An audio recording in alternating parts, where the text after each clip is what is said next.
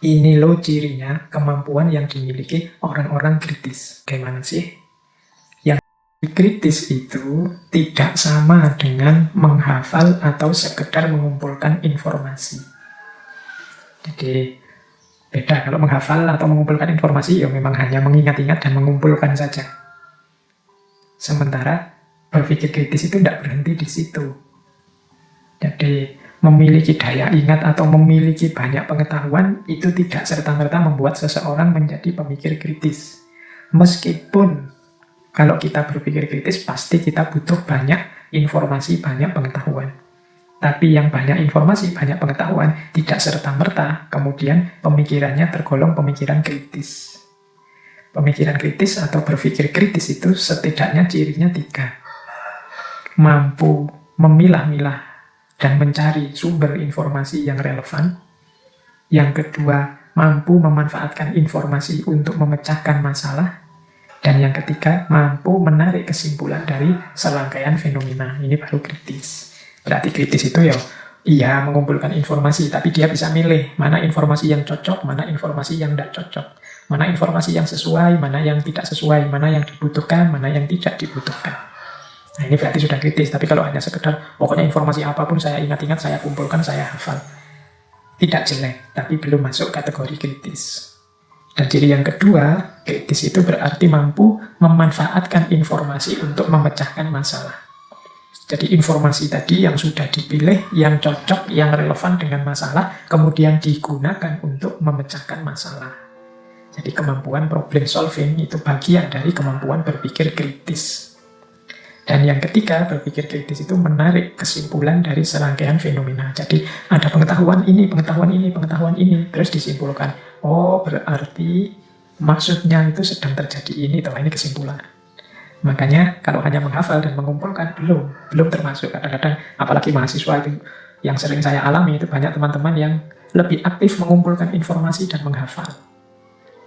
Kemudian kalau pas diskusi di forum-forum itu aktif sekali bicara, mengeluarkan apa yang selama ini dihafal. Nah, ini sebenarnya bukan salah sih, cuma hanya setengah dari langkah yang dibutuhkan. Jadi dia sebenarnya harus melanjutkan dengan berargumentasi, memilih data yang relevan, dan menarik kesimpulan. Jadi memilih data yang relevan itu berarti tidak semua data yang dia miliki dikeluarkan. Ini forumnya apa dulu, temanya apa dulu, penting atau tidak data yang mau saya sampaikan. Ini kan dia pintar memilih data, tidak sekedar pokoknya hafalannya apa itu yang dikeluarkan. Kemudian yang kedua, mampu mengelola data untuk menyelesaikan masalah. Jadi tidak sekedar menurut teori ini bla bla bla bla, tokoh ini ngomong begini terus tidak, tapi ditarik teori dan konsep ini untuk menyelesaikan masalah yang sekarang sedang dihadapi. Ya tentu saja dengan pola tadi, kesimpulan. Oh, kesimpulan saya berarti orang sholat di masjid itu sekarang harusnya begini. Nah, itu namanya berpikir kritis. Tidak sekedar menghafal dan mengumpulkan informasi. Awas keliru.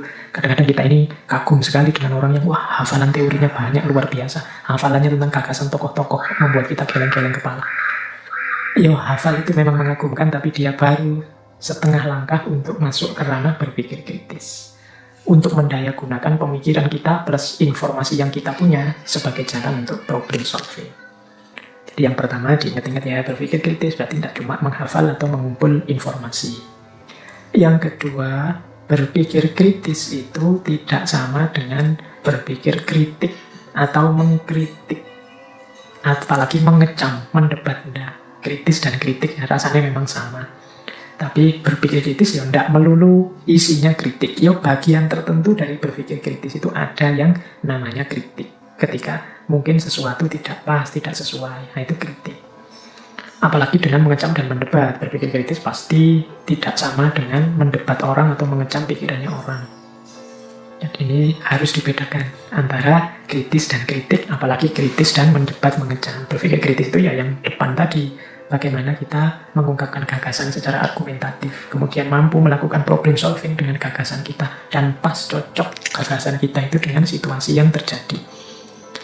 Nah, itu yang disebut berpikir kritis. Ya, sebagian dari berpikir kritis, berpikir kritis itu adalah mengkritik. Tapi tidak sama persis antara kritis dengan kritik. Ini catatan yang kedua. Oke, nah kita lanjutkan lagi. Apa bedanya pemikir kritis dan pemikir bukan kritis. Nah, ini sebenarnya jawabannya tadi sudah dijelaskan di bagian slide sebelumnya tadi, bahwa kalau pemikir kritis itu dia mampu mencari informasi yang relevan, kemudian memisahkannya dengan informasi yang tidak relevan. Yang kedua, dia mampu menggunakan informasi yang relevan tadi untuk menyelesaikan masalah, sehingga wawasan informasi yang relevan tadi tidak sekedar dihafalkan, diingat, tapi juga dijadikan jalan untuk problem solving. Itu kan tadi cirinya 2. Kalau yang tidak kritis berarti sebaliknya. Dia hanya pokoknya ada fakta, ada informasi, dikumpulkan semua. Semuanya dianggap sama pentingnya. Nah, ini namanya tidak kritis. Kalau teman-teman nanti mungkin nulis skripsi, tesis, atau disertasi, kemampuan mencari informasi yang relevan ini penting. Kalau kita tidak cerdas, tidak kritis mencari informasi, mungkin kita akan banyak keluar biaya, banyak keluar tenaga. Harusnya butuh data hanya 5, kita bisa mencari 10, 20. Karena kita tidak mampu menyeleksi sampai ketemu yang 5 tadi, akhirnya semua dikumpulkan saja. Nah, ini malah menyusahkan.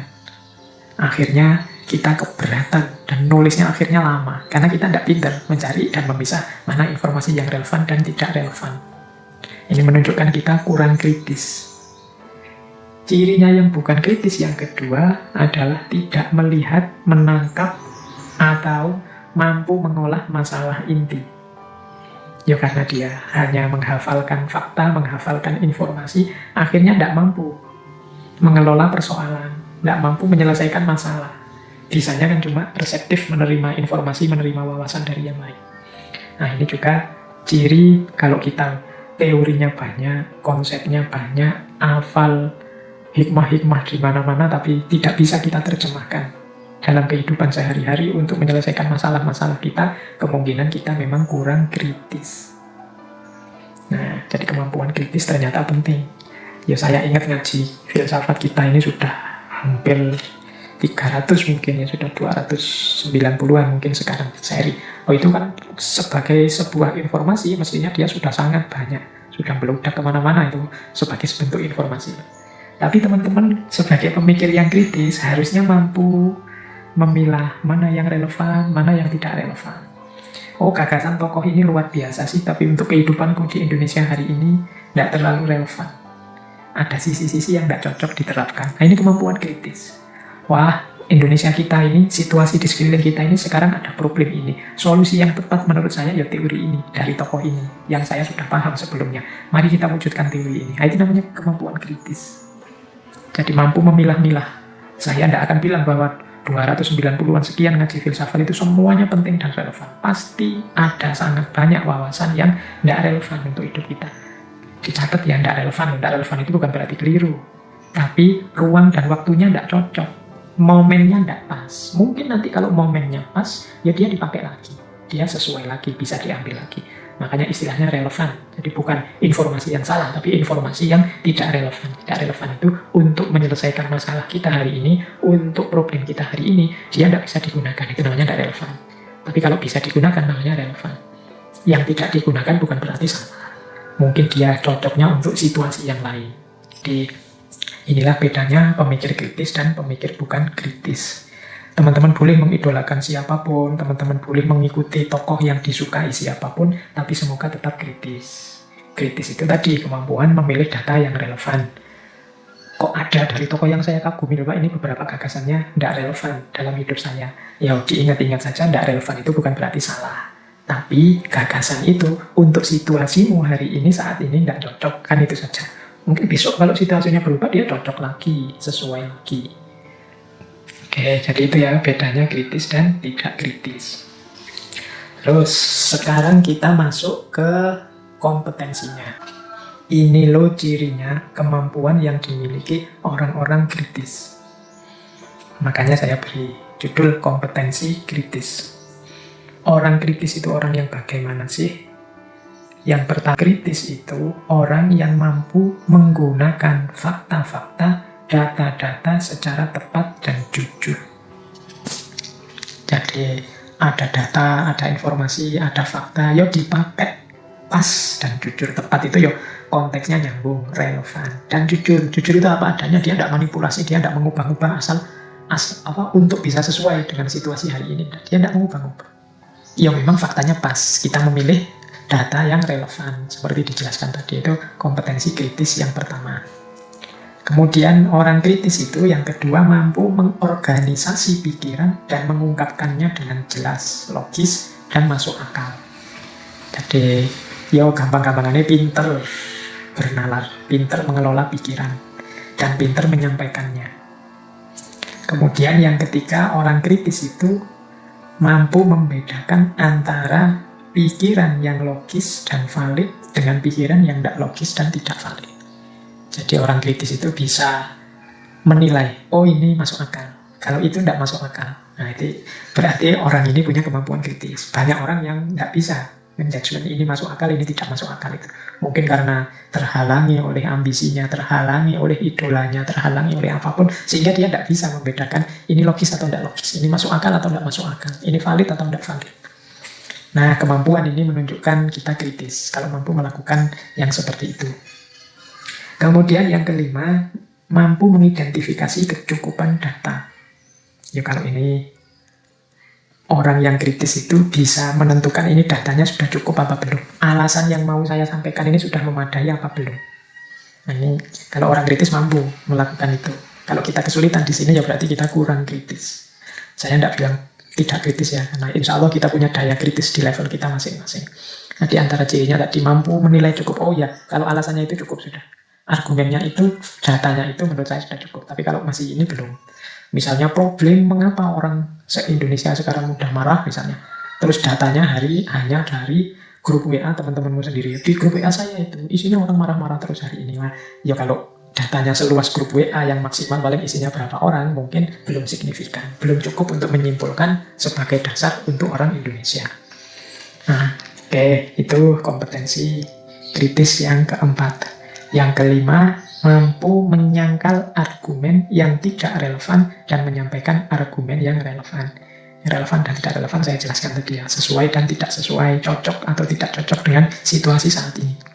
Argumenmu luar biasa sih, masuk akal ya, tapi untuk situasi sekarang tidak cocok, tidak sesuai. Hari ini orang sudah tidak percaya yang seperti itu lagi. Manusia hari ini tuh butuhnya, apalah gitu ya kalau berargumen. Kalau tidak ada gambarnya mereka tidak percaya, tidak ada videonya mereka tidak percaya. Jadi kalau kamu hanya kata-kata sekarang nggak dipercaya. Atau begini, kalau hari ini itu engkau dianggap benar kalau followermu ya minimal 1000 lah, itu baru kamu dianggap punya power. Tapi kalau kamu tidak punya follower ya hari ini jangan marah kalau pandanganmu dibantah dan lain sebagainya. Ini namanya mampu menunjukkan relevan atau tidak relevannya argumen. Kemudian kompetensi kritis juga adalah mampu mempertanyakan suatu pandangan dan mempertanyakan implikasi dari suatu pandangan. Mempertanyakan itu ya mungkin setara dengan menggugat, cocok enggak itu? Kok kamu berpendapat begitu? Alasanmu apa? Wong menurut saya gagasanmu itu gagasan yang nanti hanya akan merusak kehidupan kita bersama. Nah ini kemampuan mempertanyakan namanya. Kok kamu bisa posting seperti itu? Ini kan situasinya sudah keruh. Kalau kamu posting terus yang seperti itu, nanti tambah keruh, tambah panas. Apa kamu memang ingin kita ini meledak, saling serang, saling bunuh, dan lain sebagainya. Ini kemampuan mempertanyakan. Ini juga menunjukkan kita tergolong pemikir kritis.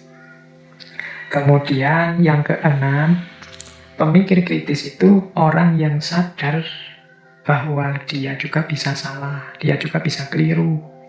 Dia sadar pemahamanku terbatas, dia sadar aku tidak selalu benar.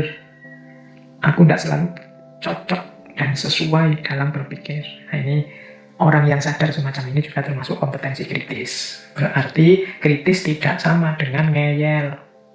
Tidak mau disalahkan. Merasa dirinya selalu benar. Pokoknya siapapun yang debat dengan saya harus kalah.